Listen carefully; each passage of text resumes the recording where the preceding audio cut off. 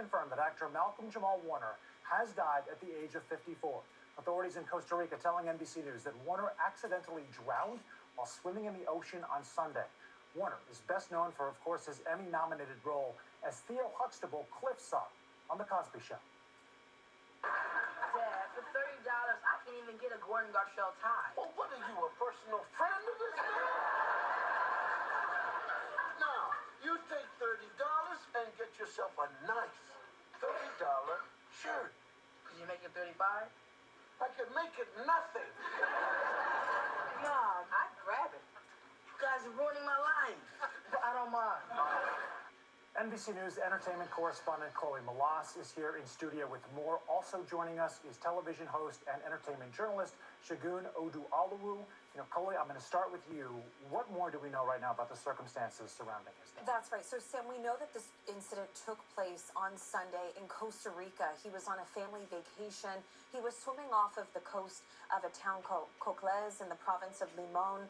He was swimming at Playa Grande. I mean, I've visited Costa Rica a few times. I was there with my family a few years ago, and those currents can be very strong. And it appears that he died by drowning.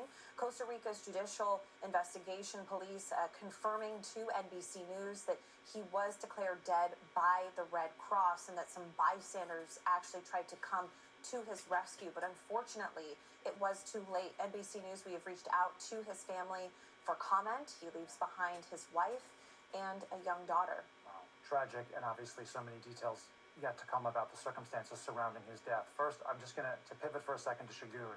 As some of our younger viewers may not be familiar with his role on The Cosby Show, can you talk about the words Theo Huxtable, right?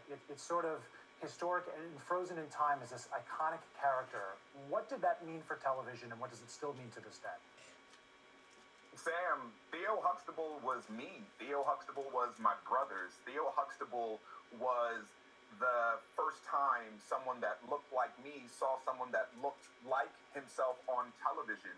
He was the epitome of what we as kids, in a certain community were growing up, but he was also an American story. He was on the #1 sitcom in the 80s. He battled with his sisters. He disappointed his parents, and he was a cool guy all through it. We resonated with him. We related to him. His passing is so horrific because if you're a guy of a certain age, you feel like you just lost, like, maybe your best friend, your brother, but someone you grew up with. Like, the conversations that Theo Huxtable had on screen with Bill Cosby, his TV dad, are the same conversations that I, a child of immigrants, was having with my parents, right? Taking out the trash. They were high achievers. My dad had a PhD. My mom is a therapist. Bill Cosby on The Cosby Show is a doctor. Claire is a lawyer, and you're struggling on how you're going to achieve this kind of lifestyle they have for you. What they talked about is what we talked about in our home. It was this American story we related to. So his passing is so hard to fathom because I've been talking to friends of mine and my brothers and even my sister, like, can you believe this guy is gone at the age of 54, so young, when he meant so much to us growing up? It's just so interesting to hear, even years later, how it is still viewed, his role is still viewed through that lens, his natural charisma, the breaking of these racial tropes, everything that Shagun, you just laid out. I do want to turn again to Chloe for a second. Have we heard it all from his co-stars or anyone else connected to Jamal? It doesn't appear so, and that's because this news is just unfolding in real time. We are all just learning of this tragedy, but Magic Johnson just taking to X moments ago saying that he and his wife are so sad to hear about the passing of our dear friend Malcolm-Jamal Warner. We were both super fans of the hit Cosby Show. That just what you heard from Yagoon, right? I mean, this is a show that is played in countries on rerun a million times over, right? I mean, there are a few people that you know in the world by first name and also by the name of the show. You know, Coca-Cola, you know, The Cosby Show, right? And he is one of those individuals that goes down in pop culture history. But again, I mean, just the nicest things that Magic Johnson just posted, saying that he's praying for his family and the close friends during this difficult time. We've reached out to his former Cosby show co-stars, and we haven't heard back. I'm sure it's a lot to process in this moment. It's also interesting to hear Magic Johnson as someone else who shifted cultural paradigms, transparency, conversations with families in the 80s and 90s. And one of the there's a first harmony to there. speak out, right? Absolutely. Great point on that. Shagun, can you tell us more about Warner's career beyond just The Cosby Show in those years? He was actually in the public eye for a very long time. Yes, he was. I mean, younger audiences might know him from the show about the show on O.J. Simpson, where he played the getaway driver in the white Bronco. But he was an artist. He won a Grammy. Like, he was on Def Poetry Jam. He had this incredible smile, this incredible voice, and he used it. He kept his life off screen rather private, and much to his credit, the little we know about him is what we saw on screen. And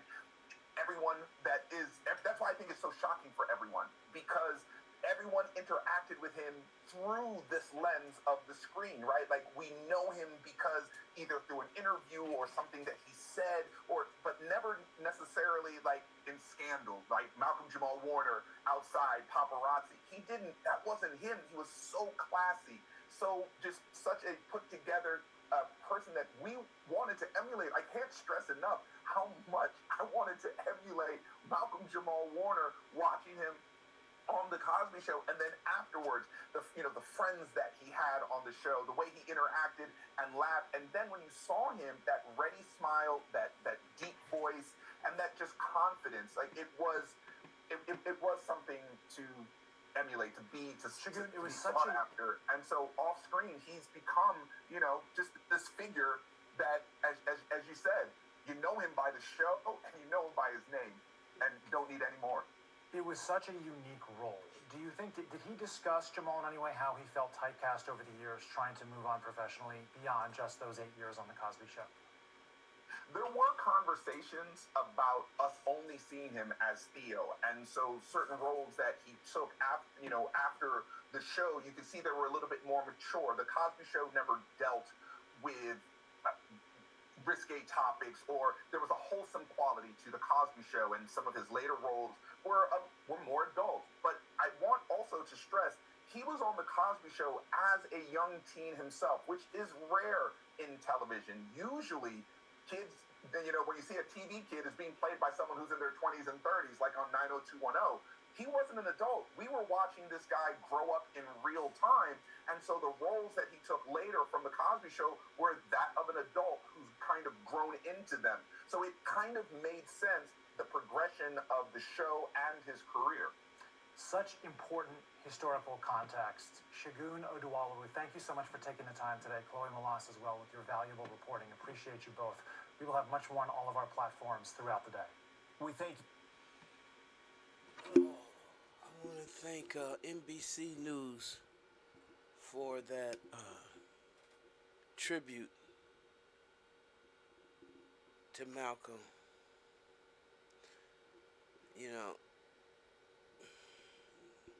So young, and that's why no one knows the day or the hour or the time that our lives are going to be over. My condolences to his mother Pam, to his wife, his child. And I really do. First, I need to thank Dr. Poussaint and Bill Cosby for representing black people in a different light. I'm glad that they showed us, and they had the foresight to see that we were gravitating towards an existence that was beneath our culture, that was beneath, in my opinion. It took the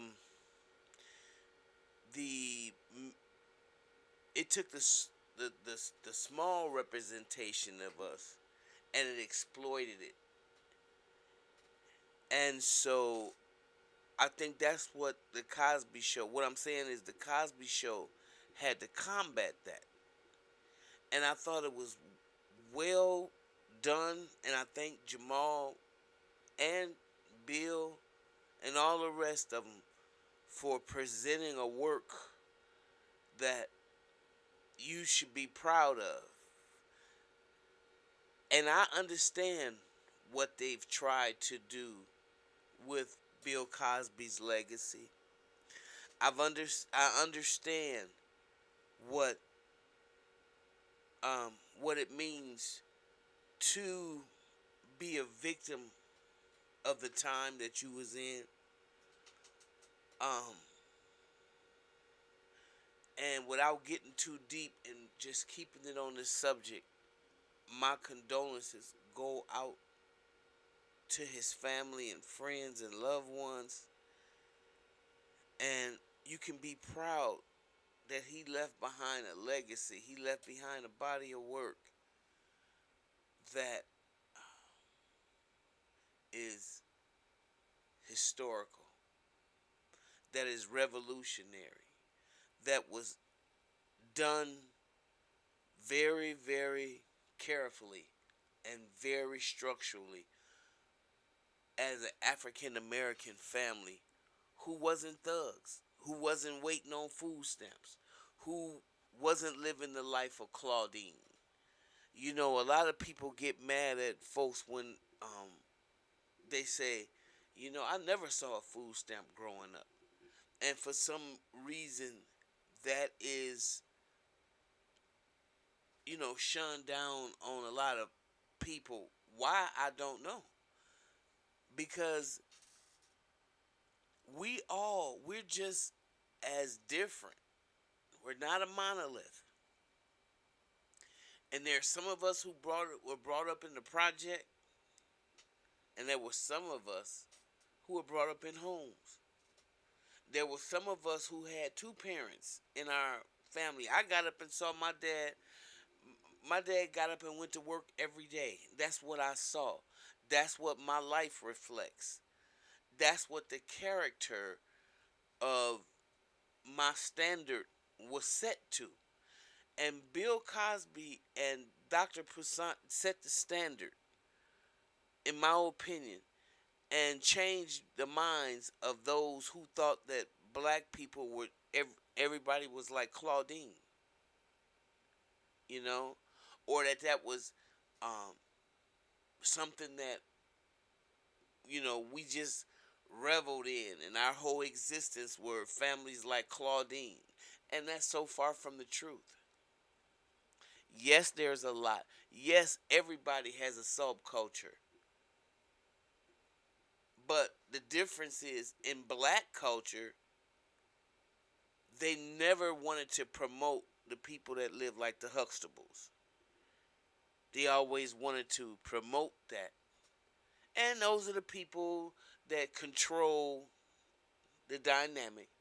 And we got comfortable in that role as long as we were working. And me but don't but God but no but money, man. You know, so we can eat. We took on roles that were really so beneath us that it created an image. And you want to know why white folk, and that's why they use those excuses. And some of them have just brought up watching those type of movies and exploitation of us. And then you have to set them straight. You know, when they come and approach you, they're talking like, what's his name? Jimmy from Good Times, Jimmy Walker. What's up? You know, all that crazy stuff. You like, what are you doing? Hi, how are you?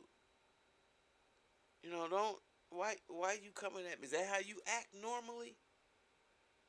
You know, so it's really important that we understand what Malcolm-Jamal represented. And now that he's gone, you can look at his legacy and look at it proudly. To his daughter, to his wife, to his mother, You raised a wonderful son. You raised a wonderful son, a beautiful young man, and now he's an ancestor. May God, shine light on y'all in y'all hours of despair like this, and know that the community is with you. That's what I feel in my heart, and that's white community and the black community, because the Cosby Show was a revolutionary show. You had white people sitting there tuning in and to watch him, as well as black people, and that's because it was a a, a program that was orchestrated, that was produced, that was laid the roadmap by educated people that fed your mind more than garbage. And I thank y'all for that. I really do. Rest in power, Malcolm. Rest in power. I'd like to hear from y'all. Anybody that remembered and watched the Cosby Show. If you leave your comment, tell me how this affected you. What do you remember about Theo? Being the only brother with all those sisters. And did it affect you? Did you watch it at all? I love to hear from y'all. And if you like what you hear, please like, subscribe, and share. And I'll see you in the next video.